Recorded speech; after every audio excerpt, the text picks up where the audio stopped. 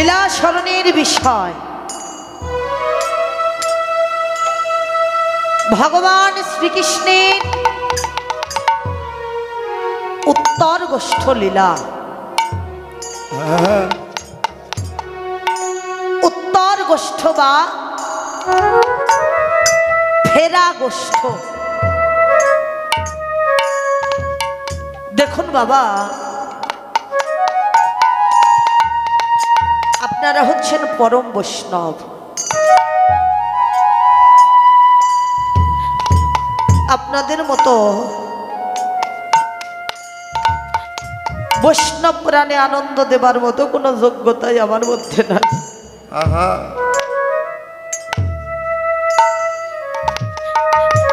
কেননা দেহে নাই ভজন নাই সাধন।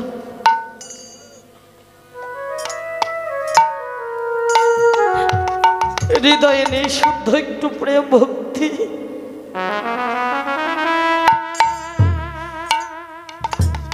শুধুমাত্র আমি কেন, আমার মনে হয় কীর্তনের আসরে এসে কোন কীর্তনিয়ার সাধ্য নেই কীর্তন পরিবেশন করে ভক্ত প্রাণে আনন্দ দেওয়া।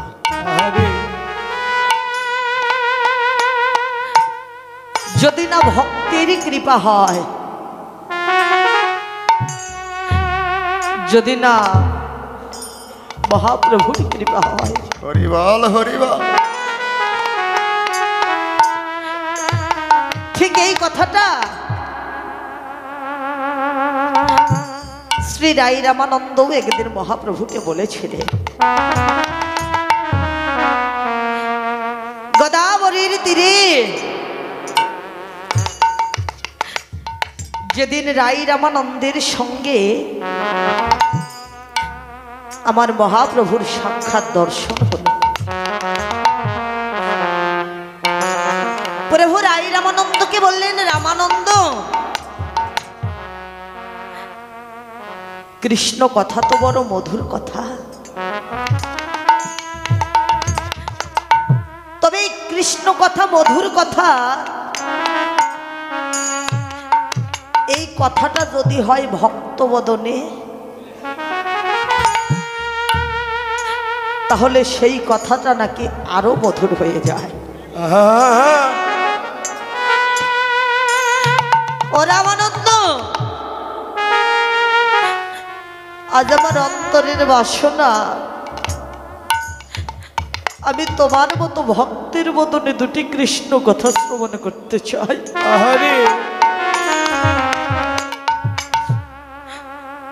একবার বলো না রাই রামানন্দ মধুর কৃষ্ণ কথা।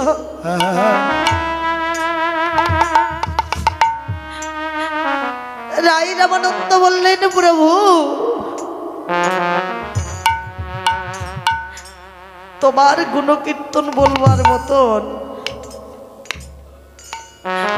কোন সাধ্য কি আমার আছে? প্রেমছে ভাই, তবে তুমি যদি শ্রবণ করতে চাও, তোমার চরণে একটা নিবেদন রেখে,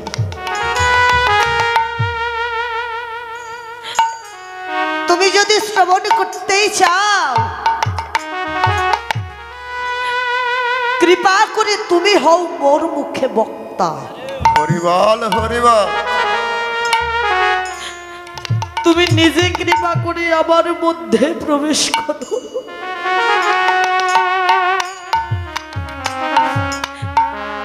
আমার মধ্যে প্রবেশ করে তোমার গুণকীর্তন তুমি নিজ বদনেই বলো।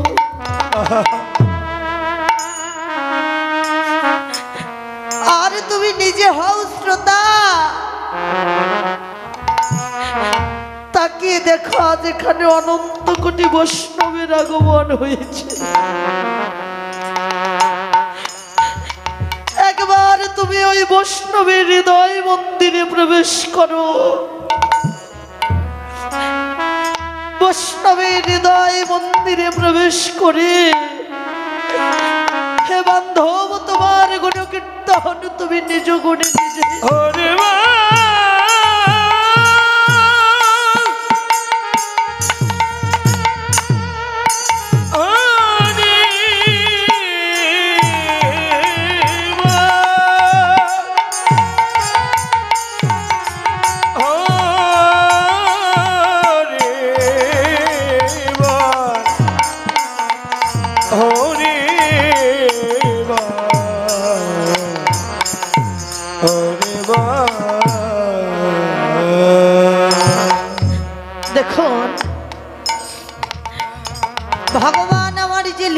করেছেন। ভগবানের লীলা হচ্ছে ৬৪ প্রকার। তবে এই যে ৬৪ প্রকারের লীলা, এই ৬৪ প্রকার লীলার মধ্যে দুইটি লীলাকে বৈষ্ণব পদকর্তা পালা বলে সম্বোধন করলেন। ৬৪ প্রকারের লীলা, তার মধ্যে দুইটি হচ্ছে পালা।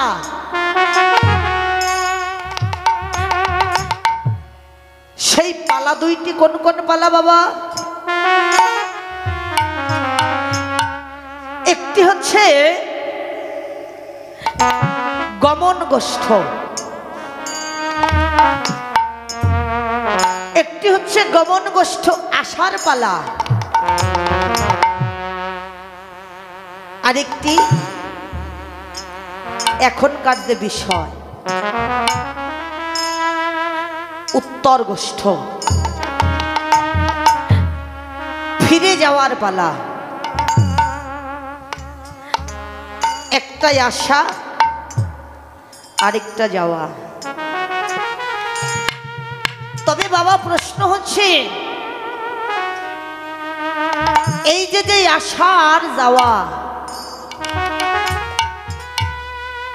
যেদিন মাতৃ গর্ভ হইতে জগতে এসেছি সেদিন আমাদের গমন গোষ্ঠ হয়ে গেছে। খেলার মাঠে এসে খেলায় মেতে আছি, সামনে রয়েছে উত্তর গোষ্ঠ। ওমা, এই উত্তর গোষ্ঠ কি শুধুই ফিরে যাওয়ার পালা? শুধুই কি ফেরার পালা? ফিরে তো যাব, কোথায় যাব? কার কাছে যাব?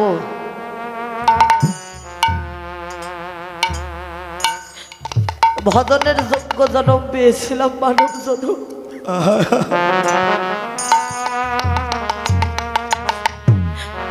মানুষ হইয়া জনম লোভিয়া মানুষের করিলাম কি? জগতে সে একটা কুকর্ম করলাম, ভাবলাম কেউ দেখতে পাইনি। যে দেখবার সে দেখে নাই বাবা। যেদিন ভব নদীর পার ঘাটায় এসে দাঁড়াবো,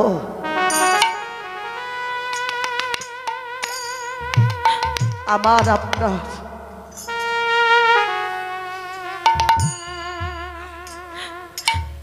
জীবনের হিসাবের খাতা আরে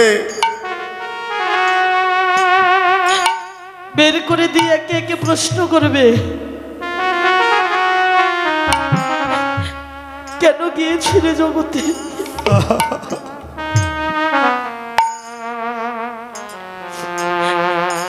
কি করবার কথা ছিল আর কি করে এসেছো তুমি? হরিবল হরিবল হরে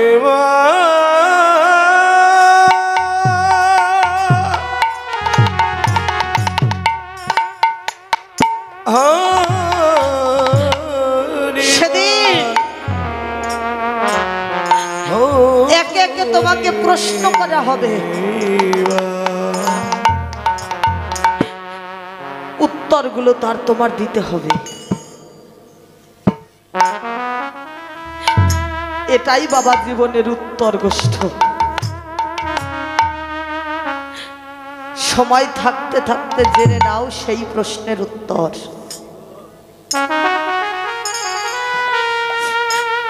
সময় থাকতে থাকতে একজন গুরুচরণ আশ্রয় করো।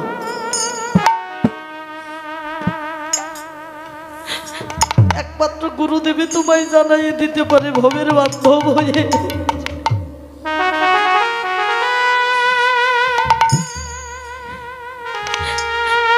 আজ এই উত্তর গোষ্ঠ লীলার গৌরচন্দ্রিকায়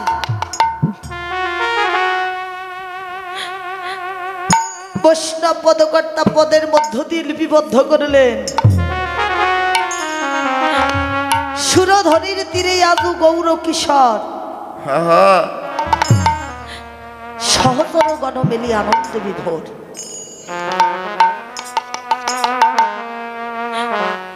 নবদ্বীপের গৌরহরি তার অন্তরঙ্গ বহিরঙ্গ ভক্তগণ সঙ্গে লয়ে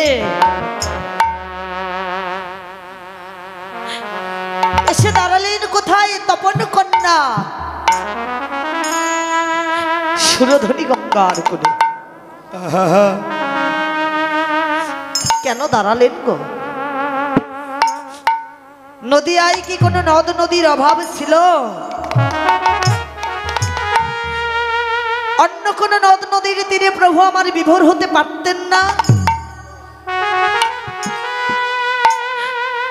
কিন্তু না, প্রভু আমার সুরধনী গঙ্গার তীরে এসে বিভোর হয়েছেন কেন? মহাজন জানায় গেলেন ভক্ত বাঞ্ছা পূর্ণ করবার জন্য। আহা ভগবান আমার নিজ বদনে বলেছে,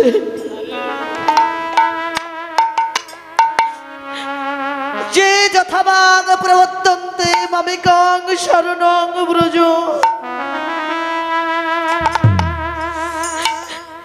তাং তথৈব ভজম্যহম মোক্ষস্বামী মাশুচ।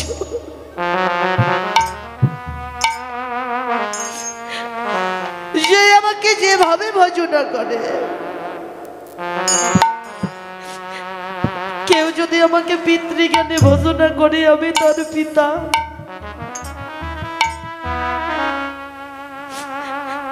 কেউ যদি আমাকে ভাতৃজ্ঞানে ভজনা করে আমি তার ভাই,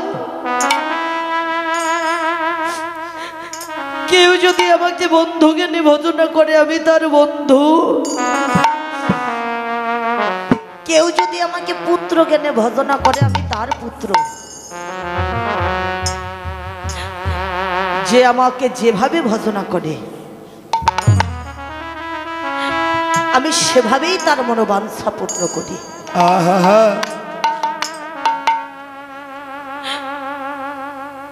সগর বংশের ভগীরথ নামে এক ভক্ত ছিলেন। তিনি তার পূর্বপুরুষদের উদ্ধারের হেতু এই গঙ্গার তীরে বসে তপস্যা করেছিলেন।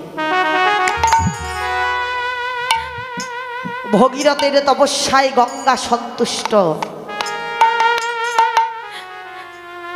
ওদিকে আমার পরম করুণাময় পরম দয়াল নিরাশ্রয়ের যিনি আশ্রয়দাতা, অন্তরে ভাবনা করলেন এই কলিহত পাপাচ্ছন্ন জগৎ জীবিকা আমায় উদ্ধার করতে হবে। আহা সেদিন গঙ্গাকে ডাকলেন, গঙ্গা ওহে পতিত পাবনী গঙ্গা, তোমাকে আমি আদেশ করি তুমি চলে যাও এই ধরাধামে, একবার গিয়ে তুমি এই জগৎ জীবীকে উদ্ধার করো।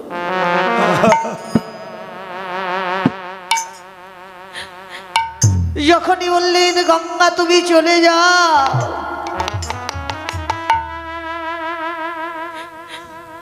গঙ্গা অপলক নয়নে প্রভুর শ্রী বদন পানে তাকিয়ে আছে। প্রভু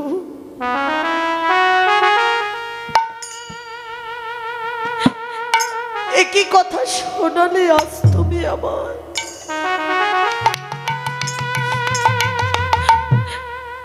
আজ তুমি আমায় আদেশ করে ফেললে চলে যাবার জন্য। তুমি কি জানো না জগতে তুমি যারে একবার আদেশ করো তার আর থাকবার উপায় নাই। ও বাবা, একবার যদি ভগবান কাউকে ডাকে তার কি জগতে আর থাকবার অধিকার আছে?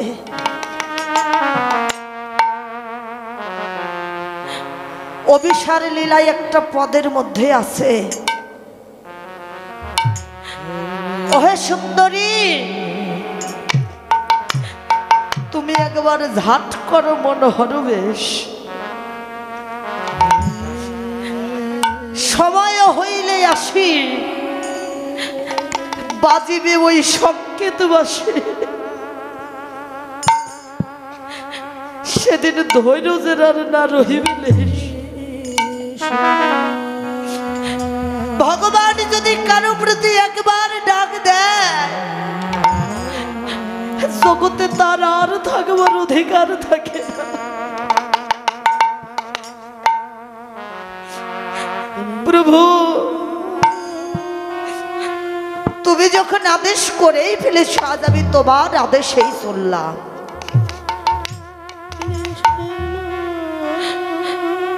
কিন্তু আমার এই শেষ বিদায় বেলায় আজকে আমি তোমার শ্রীচরণে একটা মিনতি জানিয়ে যেতে চাই। বান্ধব, তুমি তো ভক্তির ভগবান, তুমি তো নিরাশ্রয়ের আশ্রয়দাতা। আজকে তুমি আমাকে একটা কথা দাও, তুমি যে বেশ ধরে আবার সম্মুখে আসো,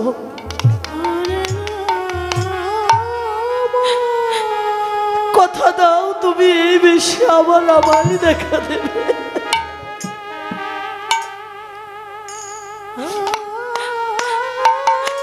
আবার আমি তোমার দেখা পাবো, কথা দাও বান্ধব।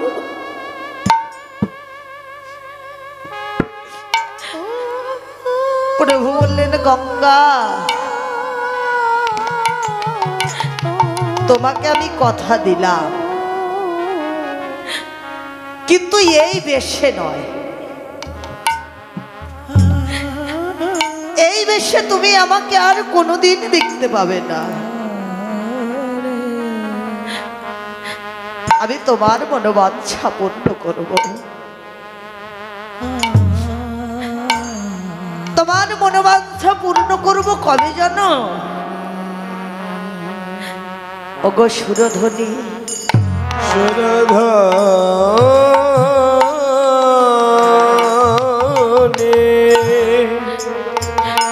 আমি সেই দিন তোমার মনোবাঞ্ছা পূর্ণ করব।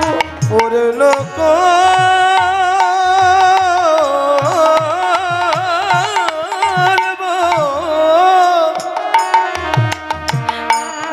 যেদিন আমার হাল ছেড়ে বেহাল হবে, বেহাল হবে, যেদিন আমি যে ভগবান আমারে ভগবানত্ব অভিমানটুকু যেদিন রবে না, রবে না, যেদিন আমি ভরে ভাবে চির কাঙাল হব, কাঙাল হব।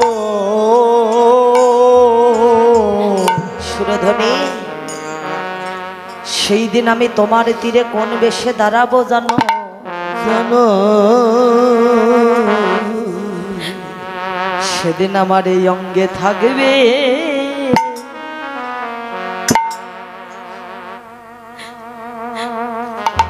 কেবল কৃষ্ণ নামের নামাবলী।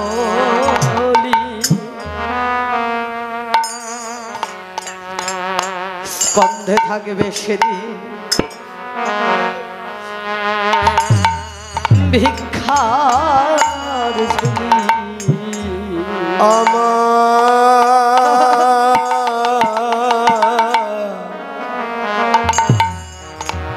আমার অঙ্গে থাকবে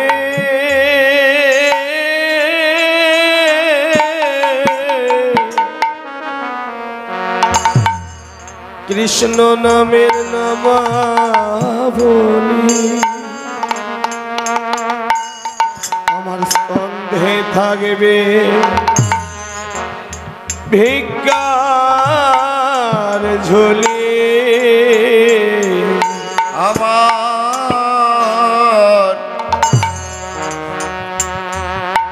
অঙ্গে থাকবে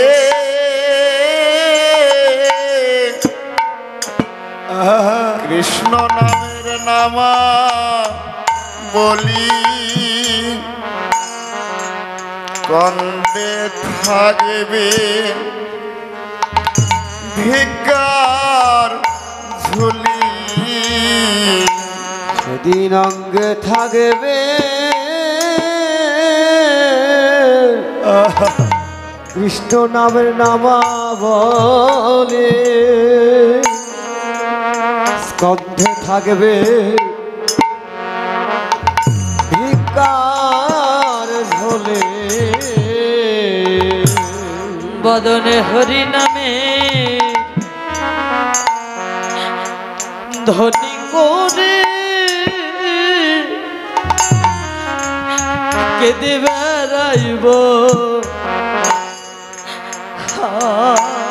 আমি বদলে হরি নামে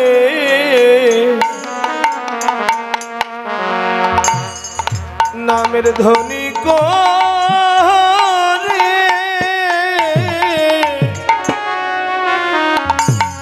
দাঁড়ে দাঁড়ে বেড়াইব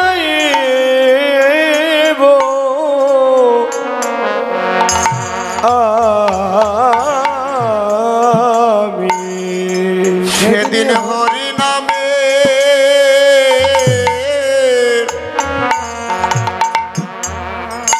ধনী করে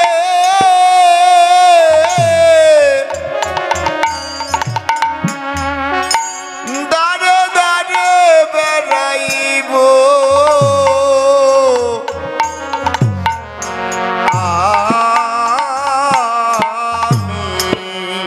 সেদিন জীবের দাঁড়ে দাঁড়ে আমি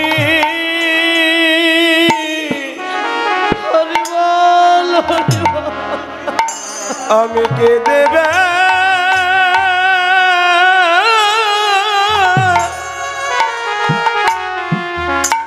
ওরে আমি কেঁদে বেড়াবো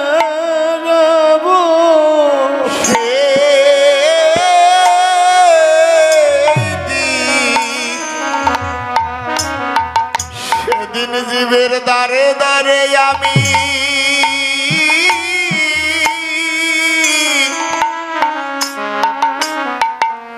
আমি কেঁদে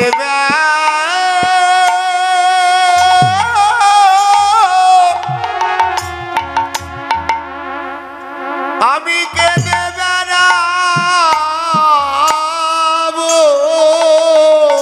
ওরে যেদিন ভাবে আর আমার বলতে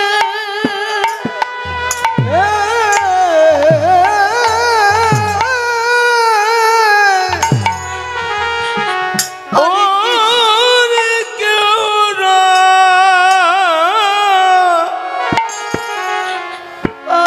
আমার কেউ রবে না সেদিন জীবের দাঁড়ে দাঁড়ে আমি কেঁদে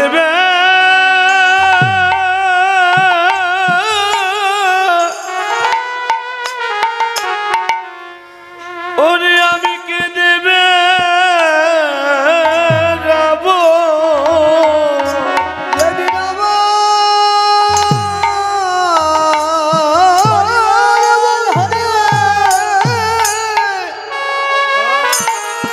কেউ থাকবে না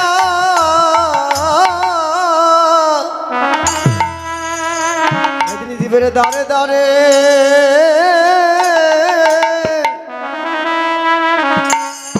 কেঁদে বেড়াবো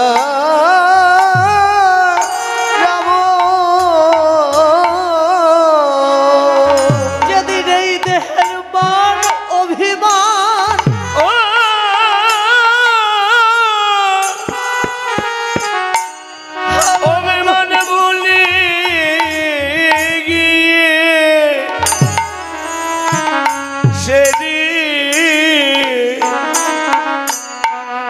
কলির জীবের দাঁড়ে দাঁড়ে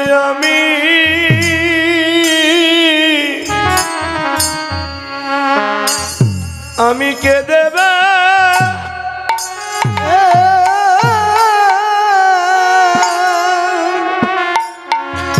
কেঁদে বেড়াবো যেদিন এই দেহের মানবে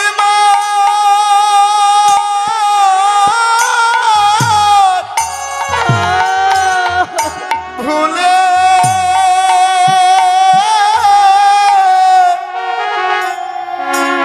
ভুলে গিয়ে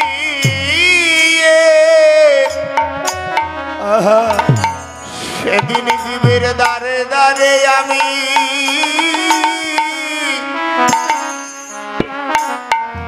কে দেবে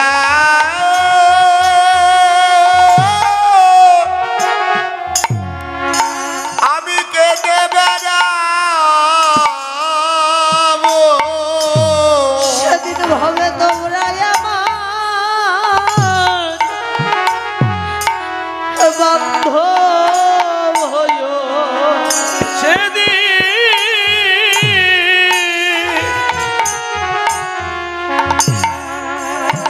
তোমরা আমার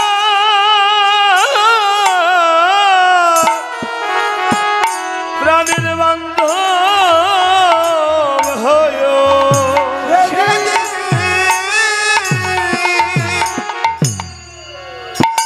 সেদিন তোমরা আমার প্রাণ বান্ধব হয়ো।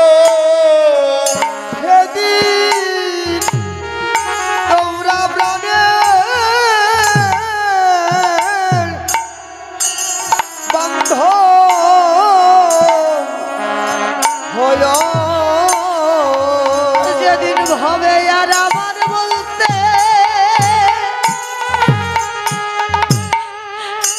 আমার কেউ যাবে না,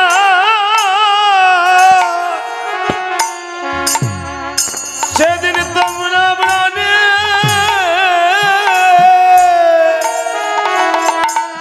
প্রাণের বান্ধব